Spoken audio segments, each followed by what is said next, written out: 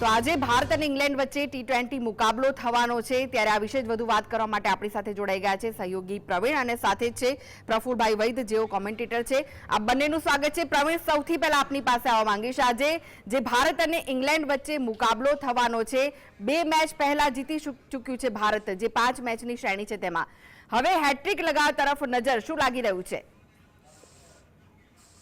કદાચ મોમેન્ટમ તો ઇન્ડિયન ટીમના પક્ષમાં છે ને એવા મેદાન પર કે જ્યાં ઓલમોસ્ટ 99% વિનિંગ રેશિયો છે, કેમ કે 5 T20 રમાઈ છે રાજકોટમાં, 4માં ઇન્ડિયન ટીમને જીત મળી છે ને છેલ્લી જે 2 ગેમ રમાઈ 80+ ના માર્જિનથી જીત મળી છે। ઇટ મીન્સ T20 ફોર્મેટમાં 80+ રનનું માર્જિન હોય તો એ લેવલ પર છે કે તમે માર્જિનના હિસાબથી નક્કી કરી શકો કે કેટલું ડોમિનેટ કર્યું। હવે આજે 7 વાગે મુકાબલો છે, પણ 7 વાગ્યા પહેલા જે ફાઇનલ તૈયારીઓને આખરી ઓપ અપાયો છે અને આ મેદાન પર નોર્મલી બેસ્ટ વિકેટ તમને ઓફર થાય છે। રણજી ટ્રોફી હમણાં દિલ્હી સામે દિલ્હી સૌરાષ્ટ્રમાં આઈધર તમારી પાસે ટર્નિંગ ટ્રેક હોય, અધરવાઇઝ T20 ફોર્મેટમાં તમને બેટિંગ ફ્રેન્ડલી વિકેટ અપાય છે, એટલે કે બેટિંગ પેરેડાઇઝ વિકેટ અપાય છે। તો મેદાન સજ્જ છે અને કદાચ આજે પણ બેટિંગ ફ્રેન્ડલી વિકેટ જ મળશે અને જેટલો તડકો છે તેનો સીધો સાદો મતલબ એમ થયો શિયાળો ગયો નથી, ડ્યુ ફેક્ટર ઘણું બધું અસર કરશે અને આ ડ્યુ ફેક્ટર વચ્ચે જ્યારે રાજકોટની વાત આવે અને ડ્યુ ફેક્ટર આ સિઝનમાં અસર કરતું હોય તો પછી ટોસ પણ ક્રુશિયલ બની જાય, કેમ કે લાસ્ટ ગેમમાં આપણે કદાચ યાદ કરીએ આ જ મેદાન ઉપર સૂર્યકુમાર યાદવ ત્યારે કેપ્ટન ન હતો, સેન્ચુરી હતી શ્રીલંકા સામે અને બહુ મોટા માર્જિનથી ઇન્ડિયન ટીમે વિક્ટરી મેળવી હતી। તો આજે પણ એ પ્રયાસ કરશે। ઇન્ડિયન ટીમ કાલે જે નેટ સેશનમાં આવી રિલેક્સેશનના મોડમાં હતી, ફૂલ ટીમ પ્રેક્ટિસ હતી અને જે કહેવામાં આવ્યું એક સૌથી મોટા સમાચાર એ છે કે જે બોર્ડર ગાવસ્કર ટ્રોફીમાં જે બેટિંગમાં ધબડકો હતો તે પછી ઇન્ડિયન ટીમ સાથે બેટિંગ કોચ તરીકે સિતાંશુ કોટક જોડાયા છે ને સિતાંશુ કોટકનું કરિયર એ પ્રકારનું રહેવું છે અને સૌરાષ્ટ્રની વિક્ટરીમાં યોગદાન રહેવું છે, તો એમના માટે પણ નવો અધ્યાય હશે, એમનું હોમ ગ્રાઉન્ડ છે। તો આજે ઇન્ડિયન ટીમ અચૂક રીતે 3-0 ની લીડ સાથે ઈરાદા સાથે ઉતરશે। કાન્સ હોય, માર્કવુડ હોય કે પછી જોફ્રા આર્ચર હોય, એ જે ટોપ ક્લાસ બોલિંગ લાઇનઅપ છે અત્યારે બહુ ડેલિબરેટલી બહુ સારી રીતે ડીલ કરી છે ઇન્ડિયન બેટિંગ લાઇનઅપે। જો ખુદ કેપ્ટન સૂર્યકુમાર યાદવ ઇનફોર્મ તિલક વર્મા માટે જો 3 નંબરનું સ્પોટ સેક્રિફાઈસ કરે, ઇટ મીન્સ કે આ ટીમ થોડી હાટ્ય છે અને આ ટીમ વર્તમાન જે T20 જી પ્રફુલભાઈ પ્રફુલભાઈ આપની પાસે આવવા માંગીશ, જો આપણે મેદાનની વાત કરીએ તો લોર્ડની પ્રતિકૃતિ આ મેદાન કહેવાય છે, સાથે જ ગ્રીન સ્ટેડિયમ કહેવાય છે, પીચ કોને હેલ્પફુલ થઈ શકે છે, શું લાગી રહ્યું છે? પીચની જો આપણે વાત કરીએ તો પીચની અંદર એવું રહેશે, આની અંદર સામાન્ય રીતે કે આ બેટ્સમેન ફ્રેન્ડલી વિકેટ છે અને બંને ટીમનો એપ્રોચ સરખો છે, બંને એગ્રેસિવ ક્રિકેટ રમવા માટે ટેવાયેલી છે, પરંતુ અત્યારની સિચ્યુએશનમાં જો આપણે જોઈએ તો આ વિકેટ ઉપર ભારતીય ટીમના જે ખેલાડીઓ છે એમને જરૂર વધારે ફાયદો મળશે। ફાયદો એ રીતે મળશે કે પર્ટિક્યુલરલી એમના માઇન્ડસેટને કારણે આપણે અગાઉની મેચોમાં પણ જો જોઈએ તો એમના જે ટ્રમ્પ બોલરો આપણે ગણીએ છીએ કે જે જોફ્રા આર્ચર અને માર્ક વુડ, એ બંને જણાએ 6 ઓવરની અંદર 88 રન આપ્યા અને 2 વિકેટ લીધી, જ્યારે ભારતીય બોલરોએ ઓપનિંગ પેસ બોલરોએ મતલબ 46 રનમાં 2 વિકેટ લીધી। એટલે આ રીતે જોવા જઈએ તો એ લોકોનું પેસ બોલર એ લોકોની સ્ટ્રેન્થ છે, જ્યારે ભારતની વાત કરીએ તો સ્પિનર્સ આપણી સ્ટ્રેન્થ છે with due respect to pace bowlers, પરંતુ આપણે જે હંમેશા ટ્રાય કરતા હોઈએ છીએ કે સ્પિનર આપણને વિકેટ અપાવે, પરંતુ આજની તારીખમાં જો આપણે જોઈએ તો Arshdeep has proved to be a trump card for Indian cricket અને હાર્દિક પંડ્યાને આમ જોવા જઈએ તો આપણે એક ઓલરાઉન્ડર તરીકે ટ્રીટ કરીએ, પરંતુ અહીંની વિકેટનું બિહેવિયર જોતા ભારતીય થિંક ટેન્કે સ્પિનર ઉપર વધારે મદાર રાખ્યો છે। એટલે હકીકતમાં જોવાનું એ રહેશે, ઓફકોર્સ ઇંગ્લેન્ડની ટીમે ભારતીય સ્પિનર્સોને નેગોશિએટ કરવાનો પ્રયાસ જરૂર કર્યો અને ઉત્તરોત્તર એમનામાં પ્રગતિ પણ થઈ। આપણે જોયું હશે કે પહેલી મેચમાં જે માર્જિનનો વિક્ટરી અને માર્જિનનો જે ડિફીટનો જે માર્જિન હતો એ વધારે હતો, પછી ઘટતો ગયો, અત્યારે તો એક સ્ટેજ ઉપર તો ક્રુશિયલ મેચ બની ગઈ હતી સેકન્ડ T20 જોઈએ તો, but anyhow they have come out of it. અને માઇન્ડસેટની વાત કરીએ તો ભારતીય ટીમનું પોઝિટિવ માઇન્ડસેટ છે, they are full of confidence અને they will try to prove to it that they go through the series by 3-0. જી પ્રફુલભાઈ, આ જે પીચ છે તેના પર શું સારો સ્કોર જોવા મળી શકે છે? કારણ કે આ પહેલા પણ જ્યારે મહિલાઓની ક્રિકેટ મેચ અહીંયા રમાઈ હતી ત્યારે રનોનો ઢગલો થયો હતો અહીંયા. આપણે સામાન્ય રીતે વિકેટની વાત કરીએ તો વિકેટમાં થોડું અનપ્રેડિક્ટેબલ હોતું હોય છે અને over a period of time એમાં ચેન્જ થતો રહે છે.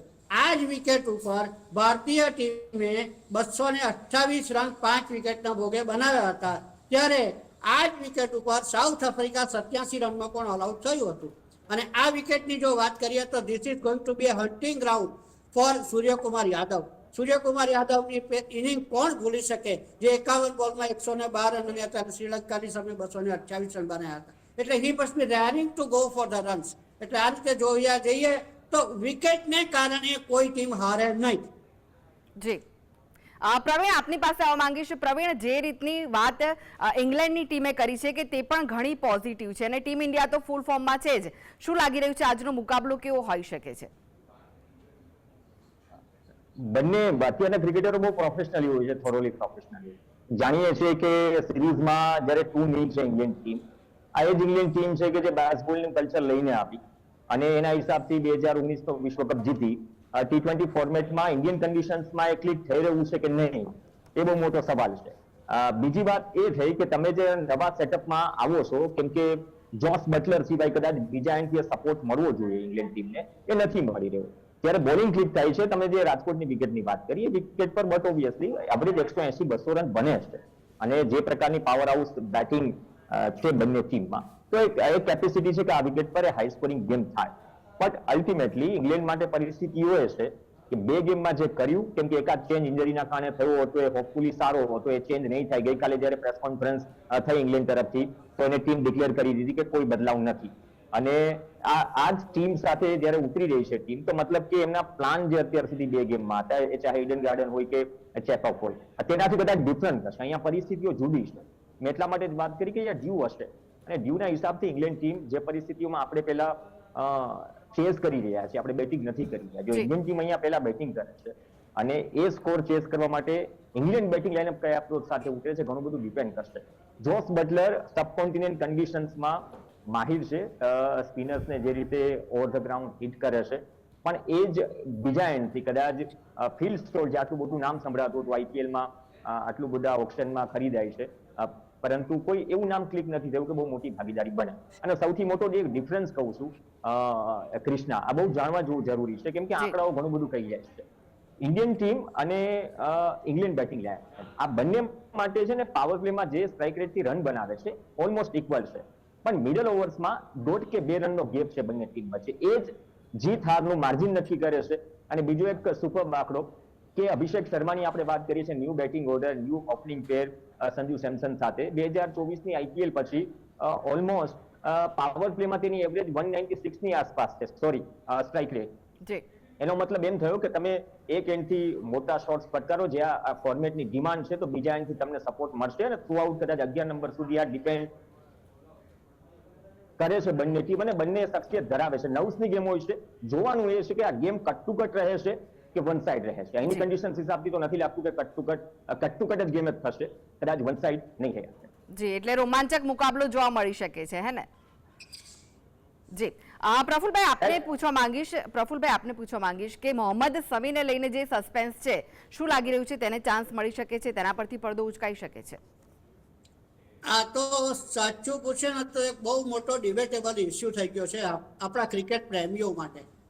અને એનું કારણ છે કે Mohammed Shami potential, physical fitness, past performance, આ બધું જોતા એને ટીમમાં ના હોવાનું કોઈ કારણ હોઈ શકે નહીં. પરંતુ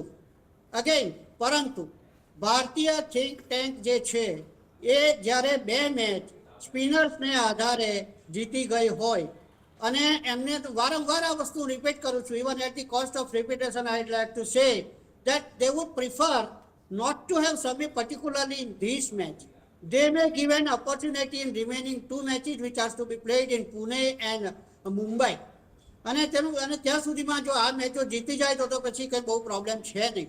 તેમ છતાં પણ શમીને જે રમાડવાની વાત આવે છે એ એનું પરફોર્મન્સ ટેસ્ટ કરવા માટે નહીં હોય, એ એમની ફિઝિકલ ટેસ્ટ કરવા માટે હશે અને એનું જે સ્થાન છે ઓડીઆઈ ક્રિકેટમાં છે. એટલે આની અંદર એને મોમેન્ટમ આપવાની કંઈ બહુ જરૂર અત્યારે જણાતી નથી થિંક ટેન્કને. અને એટલા માટે જ આ મેચની અંદર પણ એવું જો મોહમ્મદ શમીને કદાચ નહીં રમાડી અને આ જ ટીમ જે છે કોમ્બિનેશન એમાં ચેન્જ નહીં કરે તો one should not be surprised.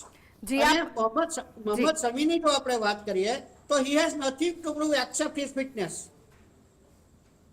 જી જી ઓકે, પ્રફુલભાઈ, પ્લેઇંગ 11 માં આપ કોને કોને જોઈ શકો છો? તો હા, બેઝિકલી જોવા જઈએ ને તો પ્લેઇંગ 11 ની અંદર તો વારંવાર એક વસ્તુ છે કે ભારતીય ટીમ બહુ સરપ્રાઇઝ આપતી નથી એકચ્યુઅલી. પરંતુ જો ચેન્જ કરવાની વાત આવે, કારણ કે જે બે ખેલાડીઓ ઇન્જર્ડ થયા છે તેની જગ્યાએ શિવમ દુબે આવ્યો રિંકુ સિંહની જગ્યાએ, અને નીતિશ કુમાર રેડ્ડી જે છે એની જગ્યાએ રમણદીપ સિંહ આવ્યો. તો કદાચ ઇફ એટ ઓલ, કારણ કે ઘણી વખતે આપણે જાણીએ છીએ કે there is no sense in making change for the sake of change only. માત્ર ચેન્જ કરવો પૂરતો ચેન્જ કરવાનો કોઈ મતલબ નથી if there is no motive behind it, if there is no logic behind it. પણ રમનદીપ સિંહ જે છે એને જો કદાચ ઓપોર્ચ્યુનિટી આપવાનું એવો વિચારે તો એની અંદર એને ઇન્ક્લુડ કરી શકે. જી બાકી આઈ ડોન્ટ થિંક કે લોકો કોઈ ચેન્જ કરશે. જી જી જી પ્રવીણ, રાજકોટની પીચની જો વાત કરીએ તો સ્પિનર્સને સપોર્ટ કરતી પીચ કહેવાય છે, અને સાથે જો આપણે ઇંગ્લેન્ડની વાત કરીએ તો ઇંગ્લેન્ડમાં world class spinner Abdul Rashid અને લિવિમ લિવસ્ટિંગ પણ છે. ત્યારે શું લાગી રહ્યું છે કે આ લોકો કેવી ટક્કર આપી શકે છે ટીમ ઇન્ડિયાને?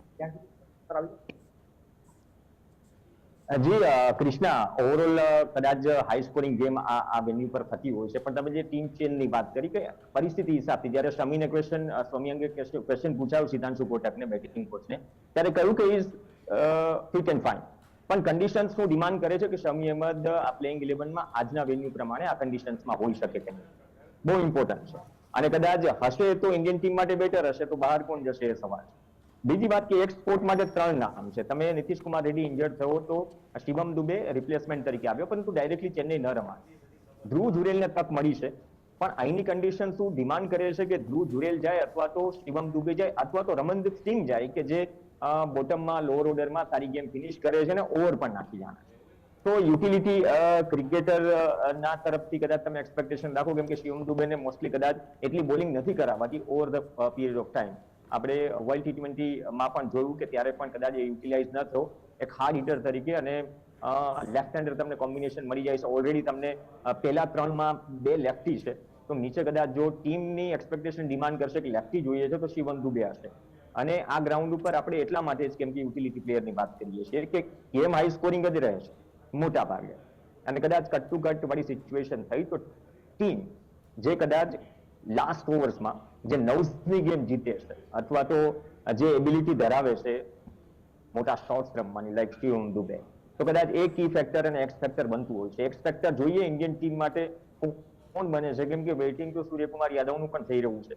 આ મેદાન ઉપર સેન્ચુરી છે, આ સિરીઝમાં ખાસા રન નથી બન્યા, અને યાદગાર મોમેન્ટ છે, યાદગાર ગ્રાઉન્ડ છે. કદાચ ક્રિકેટ ફેન્સ હોપ કે નંબર 3 પર બેટિંગ કરે, પણ લાગતું નથી કે ઇનફ્લો તિલક વર્માનો બેટિંગ ઓર્ડર ચેન્જ. જી પ્રફુલભાઈ, વરુણ અને અક્ષરનો તરખાટ શું આ મેચમાં જોવા મળી શકે છે? કારણ કે 2 મેચમાં તેમનું જે પરફોર્મન્સ રહ્યું છે તે જોતા. તમારી વાત બિલકુલ સાચી છે. વરુણ ચક્રવર્તી અને અક્ષર પટેલ બંનેનો એપ્રોચ અલગ હોય છે. ઘણી વખતે અક્ષર પટેલ એટલો સિઝન કેમ્પેનર છે કે એની એક ઓવરમાં જો 15-17 રન પડી જાય તો પણ કોઈ પણ પ્રકારનું ટેન્શન રાખ્યા વિના બાકીનો ઓવરનો કોટા પૂરો કરીને 30-32 ઓવરમાં 2-3 વિકેટ લેતો હોય છે, અને એને પ્રૂવ કરી દીધું છે. હવે વાત આવી વરુણ ચક્રવર્તીની, તો વરુણ ચક્રવર્તીની જે ખાસિયત છે એમાં અનફોર્ચ્યુનેટલી આપણે સામાન્ય રીતે જાણીએ છીએ કે કોઈ ફેલ જાય તો એના માટે કોઈક એક્સક્યુઝ તો શોધવાનો પ્રયત્ન કરે. ઇંગ્લેન્ડ ટીમે પણ એ જ કર્યું. ઇંગ્લેન્ડ ટીમે એવું કહ્યું કે અહીંયા સ્મોગ અને આવું બધું છે એટલે અમે બોલની વિઝિબિલિટીનો અમને પ્રોબ્લેમ થાય છે. પરંતુ જ્યારે તમે સ્પિનરને જો રમતા હોય, વરુણ ચક્રવર્તી જેવાને રમતા હોય, તો ત્યારે તમારે સ્મોગને જોવાની જરૂર નથી. તમારે એના હાથની જે કરામત છે એ જાણવાની જરૂર છે કે એ કઈ એક્શનથી ગુગળી નાખે છે. એ પારખવા માટે તમારે કંઈ હેલોજનની બધી લાઇટોની જરૂર પડતી નથી. એટલે એનો જે ગુગલી જે છે that is the Trump card. અને ઘણી વખતે સ્પિનર્સમાં એવું પણ બનતું હોય છે કે બેટ્સમેનો જે સ્પિન માટે રમે ને બોલ સીધો રહે, નીચો રહે અને LBW થાય.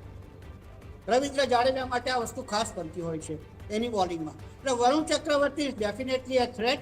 હવે આ લોકો એને કેવું કાઉન્ટર એટેક કરે એ જોવાની બાબત બની રહેશે. Of course they will try to be aggressive. They will try to be aggressive, there is no doubt about it. કારણ કે એમને પાસે બીજો કોઈ વિકલ્પ નથી. નાવ they will become desperate also. કારણ કે એમને માટે તો કરો યા મરોની સ્થિતિ છે. આ મેચ જો હારી ગયા તો ઇટ્સ ઓલ ઓવર. જી પ્રફુલભાઈ, આ છેલ્લે પૂછવા માંગીશ, ટોસ કેટલો મહત્વનો રહેશે? આ એક બહુ ક્રુશિયલ પ્રશ્ન આવતો હોય છે હંમેશા ટોસની અંગેની વાત કરીએ તો. પરંતુ સાચા અર્થમાં કહીએ તો જો બહુ વધારે પડતું ડ્યુ નહીં હોય, કોઈ જગ્યાએ એબનોર્મલ કન્ડિશન નહીં હોય, તો રાજકોટમાં અત્યારની જે અહીંનું જે આપણા ગુજરાતનું વાતાવરણ જોતા એટલું બધું ડ્યુ દેખાતું નથી. I am not sure. Pravinbhai is the best person to tell about the condition of dew so far as the wicket is concern. પરંતુ જો વિકેટ ઉપર જો ડ્યુનું મહત્વ નહીં હોય તો પછી ટોસનું એટલું મહત્વ રહેતું નથી. અને બીજી બાબતે કે બહુ મેજર ચેન્જ નહીં આવે આની અંદર. બેટ્સમેન ધારો કે બોલરને જો આપણે કહીએ કે બોલરને ગ્રીપ કરવામાં પ્રોબ્લેમ થાય તો એ જ રીતે બોલ હેવી થાય તો બોલ ટ્રાવેલ નહીં થાય તો બેટ્સમેનને પણ નુકસાન થાય. જી એનીહાઉ જી પ્રવીણ, તમે ત્યાં સ્ટેડિયમમાં ઉપસ્થિત છો. આમ તો મુકાબલો 7 વાગે શરૂ થવાનો છે, પરંતુ ક્રિકેટ પ્રેમીઓમાં કેવો ઉત્સાહ?